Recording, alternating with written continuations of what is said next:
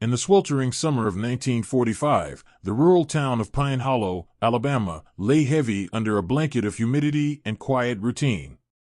For 12-year-old Billy Johnson, life consisted of school, church, and endless chores on his family's farm.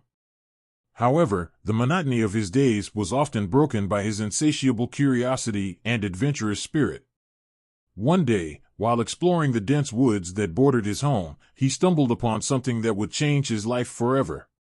It was a stifling hot afternoon when Billy, armed with nothing but a slingshot and a canteen of water, ventured deeper into the woods than he ever had before. The dense foliage gave way to a rocky terrain as he approached the base of Pine Hollow Mountain. There, hidden behind a thick curtain of ivy, he discovered a narrow, dark entrance to a cave. Billy's heart raced with excitement. He had heard stories about the old caves in the mountain, but his parents had always warned him to stay away. Undeterred by their warnings, he pushed the ivy aside and squeezed through the entrance. The air inside was cool and damp, a stark contrast to the oppressive heat outside. He lit a small lantern he had brought with him, its flickering light casting eerie shadows on the cave walls. As he ventured further in, the cave widened into a vast chamber. In the center of the chamber lay a smooth, black stone, unlike anything he had ever seen. It seemed to absorb the light rather than reflect it. Intrigued, Billy stepped closer, his hand reaching out to touch the stone. Before he could make contact, a deep, resonant voice echoed through the chamber, freezing him in place. "Welcome, young one. You have found my domain." Billy spun around, his lantern shaking in his hand. Standing before him was a tall, imposing figure with fiery red eyes and an aura of malevolence. It was the devil himself. Terrified, Billy took a step back, but the devil raised a hand, stopping him. "Do not fear, boy. I mean you no harm. In fact, I am in need of your help." Billy swallowed hard, his curiosity getting the better of him. What do you want from me?" The devil's lips curled into a sly smile. "You have discovered my portal to hell, hidden here in this mountain cave. I cannot allow the God-fearing people of Pine Hollow to know of its existence. They are powerful in large groups, driven by their faith. I prefer to deal with them one-on-one, where I can offer bargains and temptations in private." Billy's fear began to wane, replaced by a sense of power. The devil needed him. "What do I get if I keep your secret?" The devil's smile widened. "I can grant you anything your heart desires. Riches, power, long life, name your wish, and it shall be yours." Billy thought for a moment.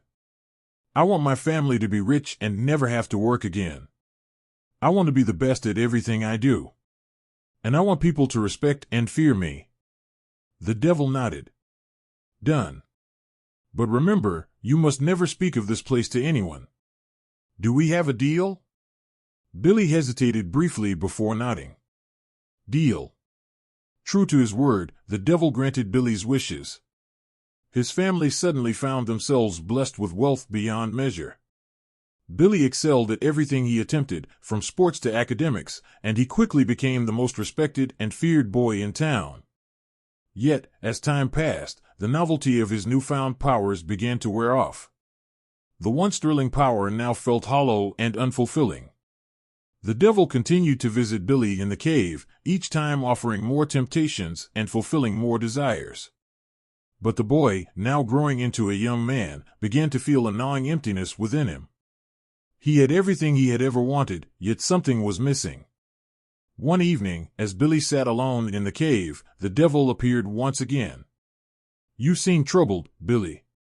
What more could you possibly desire?" Billy looked up at the devil, his eyes filled with a mix of frustration and sadness.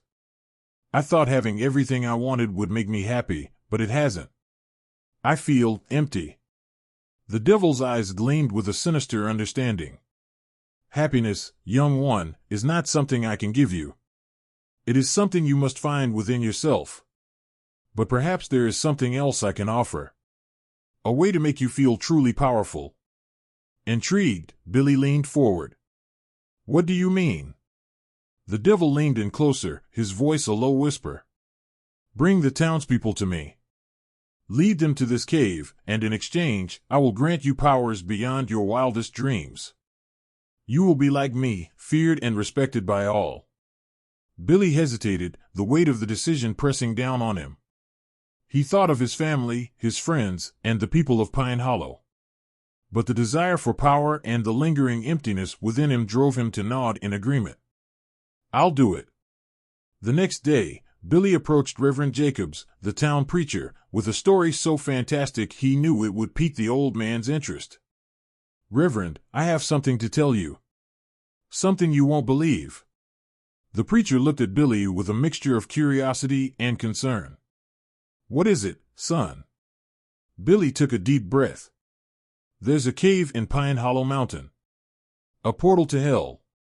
The devil himself is hiding there." Reverend Jacobs stared at Billy, his eyes wide with shock. "To hell, you say? Are you sure about this?" Billy nodded vigorously. "Yes, I've seen it with my own eyes. We need to gather the townspeople and confront him. It's the only way to protect ourselves." The preacher, fueled by a mix of fear and righteous fury, quickly spread the word. That evening, the entire town gathered at the church, armed with torches and pitchforks, ready to face the devil. As the mob made its way to the cave, Billy led the way, his heart pounding with anticipation. The townspeople, their faith and determination unshakable, followed closely behind. They arrived at the entrance of the cave, the flickering light of their torches casting ominous shadows on the rocky walls. Reverend Jacobs stepped forward, his voice booming with authority. "Devil, show yourself. We know you're here, and we won't let you harm our town any longer." The devil emerged from the darkness, his red eyes glowing with a mixture of amusement and disdain. "So, the lambs have come to the slaughter. Do you truly believe you can stand against me?" The townspeople shouted and brandished their weapons, but the devil merely laughed. "Foolish mortals. Your faith may protect you in your churches, but here, in my domain, I hold the power." As the mob advanced, the devil raised his hand, a dark energy emanating from his fingertips. The townspeople froze, their faces contorted with fear and pain as the devil's power enveloped them. One by one, they fell to the ground, their souls ripped from their bodies and consumed by the malevolent force. Reverend Jacobs tried to pray, but his voice was silenced by the devil's laughter. "You thought you could defeat me? You are nothing but sheep, led to the slaughter by your own kind." Billy watched in horror as the townspeople, including his family and friends, were destroyed before his eyes. The devil turned to him, a twisted smile on his face. "You did well, Billy.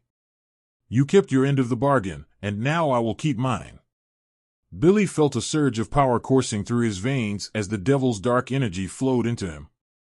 He felt invincible, yet the sight of his loved ones lying lifeless on the ground filled him with a profound sense of loss and regret. "Enjoy your power, boy," the devil sneered. "But remember, it comes at a cost.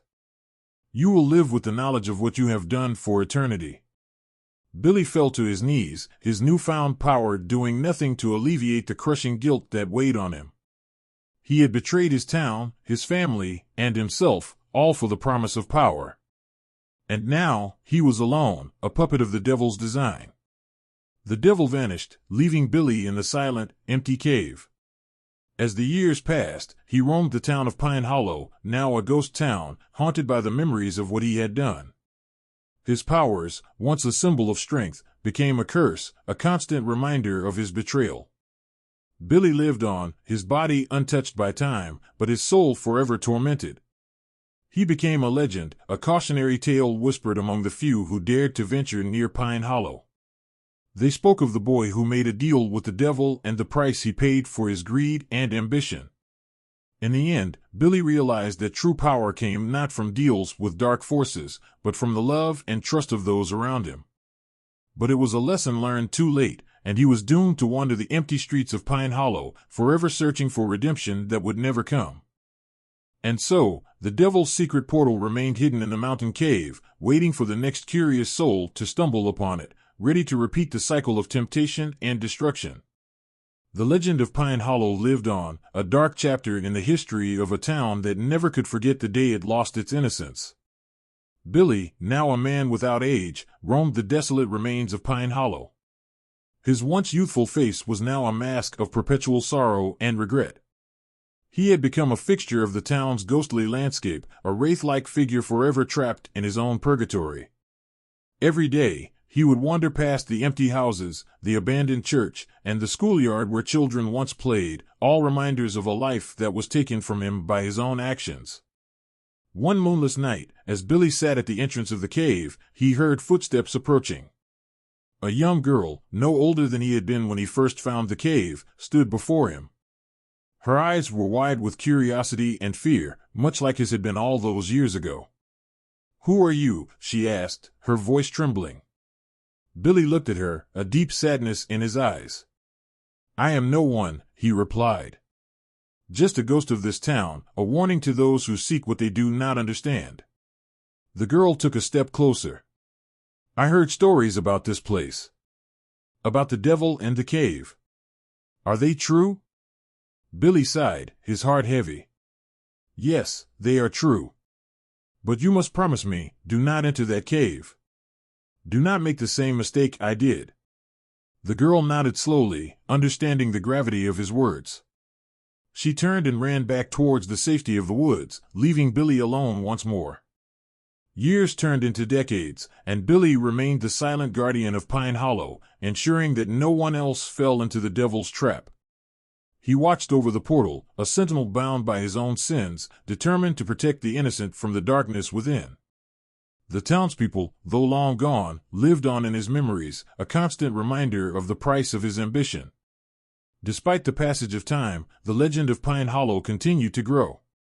Travelers and treasure hunters occasionally came to the deserted town, drawn by tales of hidden riches and dark secrets. Billy met each one, turning them away with his haunting story, ensuring that the portal remained sealed. One cold, winter night, as the snow fell softly on the abandoned town, an old man approached the cave. His face was lined with age, his eyes filled with a weariness that spoke of a long life lived in search of answers. Billy recognized him immediately, Reverend Jacobs. The preacher, now bent with age, looked at Billy with a mixture of sorrow and understanding. "I have been searching for you, Billy," he said, his voice cracked with emotion. "I needed to see for myself if the stories were true." Billy nodded, a single tear rolling down his cheek. "They are true, Reverend. I have paid dearly for my mistakes." Reverend Jacobs reached out and placed a trembling hand on Billy's shoulder. "It is never too late for redemption, my boy. You have done good by guarding this place, by protecting others from the fate that befell our town." Billy shook his head, his heart heavy with guilt. "I can never undo what I have done. The devil's power still lingers here, waiting for the next soul to claim." The Reverend smiled faintly. "But you have ensured that no one else will fall into his trap. That is a redemption of its own." With those words, Reverend Jacobs turned and walked away, leaving Billy to his eternal vigil. The snow continued to fall, blanketing Pine Hollow in a silent, white shroud. Billy stood at the cave's entrance, feeling a small spark of hope ignite within him. Maybe, just maybe, he could find some semblance of peace in knowing that he had saved others from his fate. As the years passed, Pine Hollow remained a ghost town, a place of eerie silence and forgotten memories. Billy's story became a legend, a cautionary tale told to children to warn them of the dangers of greed and ambition. The devil's portal remained hidden, its power dormant, guarded by the boy who had once been tempted by its promises. Billy's name faded from memory, but his legacy endured. He had become a symbol of redemption and sacrifice, a reminder that even the darkest of deals could be countered by acts of selflessness. And though he remained bound to Pine Hollow, his soul found a measure of peace in knowing that he had done something good in the end. The devil, too, waited in his dark realm, ever patient, knowing that eventually, another soul would come seeking the power he offered. But for now, the portal remained sealed, guarded by the boy who had once been its victim, now its protector. And so, the legend of Pine Hollow lived on, a testament to the power of redemption and the enduring spirit of a boy who had once made a deal with the devil.